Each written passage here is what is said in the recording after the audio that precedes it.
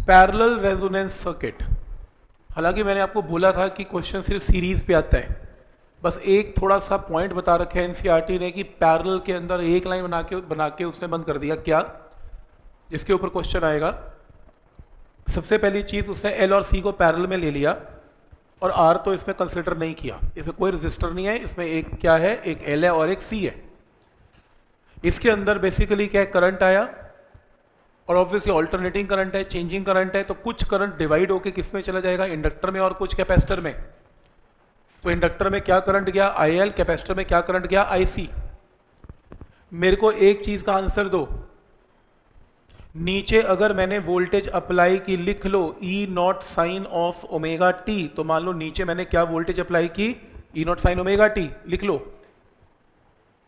तो बताओ वोल्टेज की वैल्यू पैरेलल में क्या रहती है, सेम। तो दोनों में L और C में वोल्टेज हर वक्त क्या है, सेम। अगर नीचे वैल्यू E1 है तो यहाँ भी E1 है, E2 है तो यहाँ भी E2 है, वोल्टेज इंस्टेंटेनियस है, लेकिन L और C में वोल्टेज की वैल्यू जो भी नीचे होगी वही ऊपर कॉपी हो जाएगी। अब आप घर से पढ़ के भी आए हैं, इंडक्टर में, ओनली इंडक्टर में कौन आगे होता है, वोल्टेज आगे होती है कि करंट आगे होता है। इंडक्टर में वोल्टेज आगे होता है, करंट क्या होता है, पीछे। तो इसमें फिर करंट क्या जाएगा, बोलो, IL की वैल्यू होगी I naught sine of omega T minus π/2, क्योंकि आपने खुद बोला कि वोल्टेज आगे होती है तो करंट क्या होता है, पीछे। तो इंडक्टर की करंट की इक्वेशन क्या बनेगी, I naught into sine of omega T minus π/2। उसी तरीके से कैपेसिटर की इक्वेशन क्या बनेगी, कैपेसिटर में वोल्टेज क्या होती है, पीछे, करंट क्या होता है, आगे।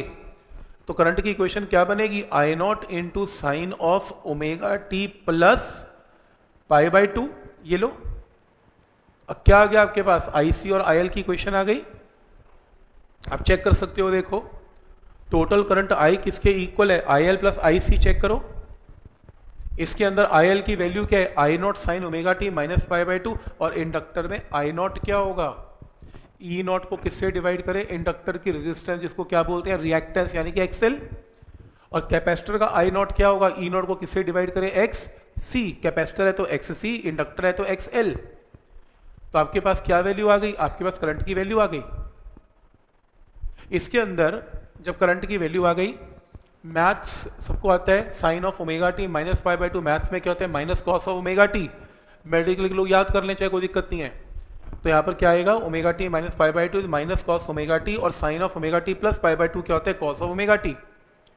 कॉस ओमेगा टी कॉमन आ गया, ई नॉट भी कॉमन आ गया। अब अगर मैं इस सर्किट में क्या कर दूं, रेजोनेंस, और मैं अपने वोल्टेज को रेजोनेंस फ्रीक्वेंसी पे सेंड करूं, तो एट रेजोनेंस फ्रीक्वेंसी XL किसके इक्वल होता है, XC। XL की वैल्यू XC के इक्वल है, और अगर रेजोनेंस हो जाए, XL XC के इक्वल हो गया, तो उसी टाइम करंट क्या हो जाएगा, 0। तो जब L और C किस में, पैरेलल में, और मैंने क्या कर दी, रेजोनेंस, तो उस टाइम करंट की वैल्यू क्या हो जाएगी, 0। जबकि सीरीज के अंदर क्या था, करंट क्या हो जाता था, मैक्सिमम। तो सीरीज LCR सर्किट में रेजोनेंस के ऊपर करंट क्या हो जाता था, मैक्सिमम, और पैरेलल L और C में रेजोनेंस पे करंट क्या हो जाता है, मिनिमम, यानी कि 0। तो इसका ग्राफ प्लॉट करने को आएगा, करंट और फ्रीक्वेंसी का ग्राफ प्लॉट करो, तो ड्रॉ करना, रेजोनेंस के ऊपर करंट की वैल्यू क्या शो करनी है, 0। याद करो, सीरीज के अंदर, सीरीज LCR में करंट और फ्रीक्वेंसी का ग्राफ क्या बनता था, बहुत हमने ग्राफ ड्रॉ किए। ये लो, ये रेजोनेंस फ्रीक्वेंसी पे करंट क्या होता है, मैक्सिमम, लेकिन पैरेलल के अंदर ये रिजल्ट क्या हो जाता है, यही ग्राफ सीधा की बजाय क्या हो जाता है, उल्टा, और करंट क्या हो जाता है यहाँ पर, मिनिमम, यानी कि 0। तो कल को पेपर में आए ग्राफ प्लॉट करने को, ये ग्राफ प्लॉट कर लेना। समझ में आ रहा है यहाँ तक। तो ये करंट की वैल्यू आ गई इंस्टेंटेनियस, ये इक्वेशन आ गई। ये इक्वेशन में जो टोटल करंट है IL और IC के इक्वल है, IL I naught sine omega T minus π/2, और IC I naught sine omega T plus π/2। Capacitor में करंट आगे होता है, इंडक्टर में करंट पीछे होता है, और I नॉट की जगह E not by XL, I not की जगह E नॉट बाई XC। और यहाँ से फिर रेजोनेंस किया तो मैंने देखा कि करंट इंस्टेंटेनियस क्या आ गया वहाँ पर, 0। तो इस रिजल्ट को आपने याद रखना है।